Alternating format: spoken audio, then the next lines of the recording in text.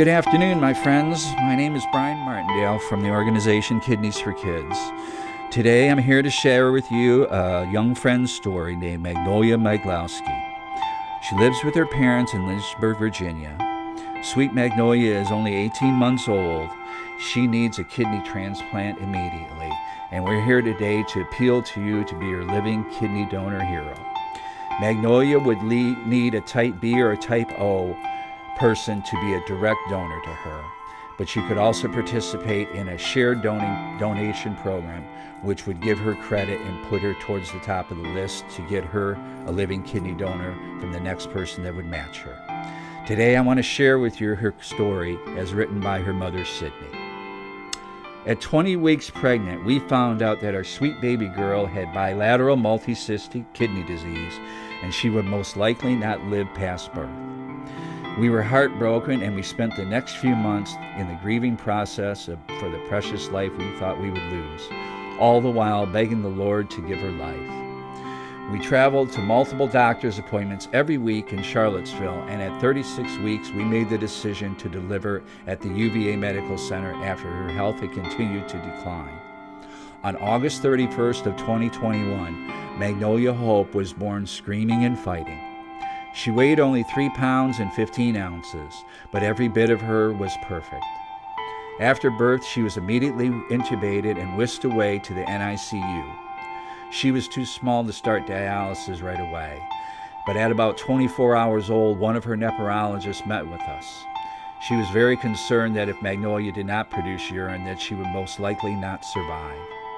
But exactly at that time the conversation was taking place, Magnolia was one floor below us, laying in her tiny NICU bed, intubated but making urine for the very first time.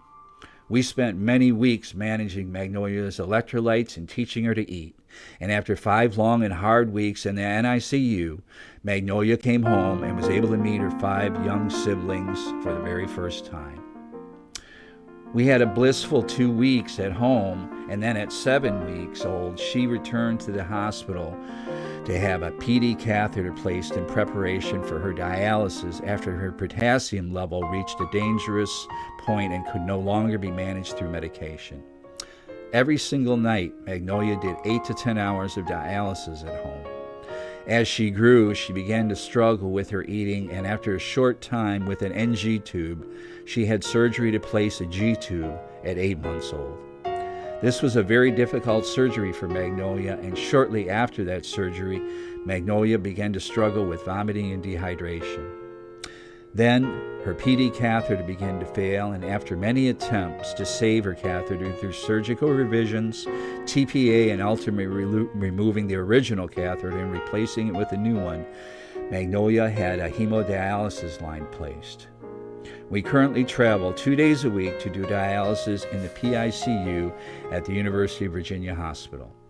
Shortly after starting hemodialysis, Magnolia had surgery again to remove her old PD catheter that was no longer functioning.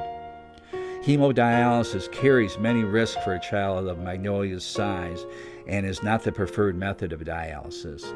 And because of this, Magnolia has struggled with frequent, sometimes dangerous drops in blood pressure while doing her treatment, as well as low hemoglobin. Every time Magnolia does dialysis, she is losing blood, as it has required frequent blood transfusions. Magnolia needs a life-saving kidney transplant. She is currently going through a transplant evaluation, and as of today, as you're hearing this for the first time, Magnolia is listed and ready to receive a life-saving living kidney from a living kidney donor. Magnolia's life has been very hard and full of grief, trauma, and joy. She has had over 15 hospital admissions in just the past 6 months, and she has undergone 6 surgeries. Most of her summer was spent in the hospital.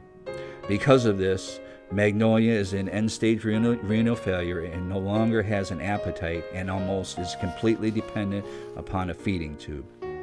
She struggles with frequent vomiting and nausea. Her bones and body are very weak, yet she almost always has a smile on her face. She has a better attitude than any of us. She has the sweetest blue eyes, the most beautiful hair, and loves to dance.